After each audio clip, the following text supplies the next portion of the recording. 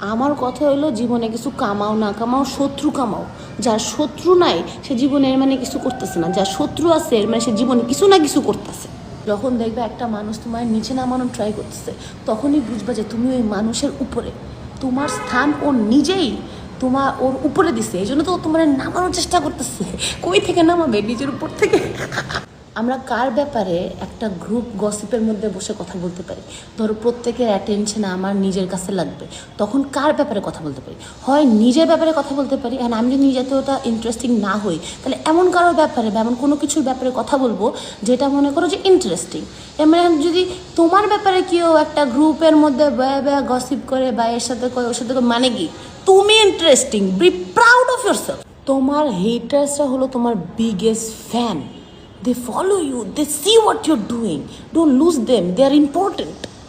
হেটার্সদের মধ্যে একটা মজার জিনিস হলো ওরা তোমার কপি করে, তো ওটা আবার আমাদেরকে খুব জিদ দেয় যে হ্যাঁ তারা আমাকে কপি করতেছে। কিন্তু তুমিই বলো তুমি কার কপি করতে চাও? যাকে তোমার ভালো লাগে, যারা তোমার জোশ লাগে, যারা মনে হয় যে আমি ওর মতো হইতে চাই, তারা তো তুমি কপি করো।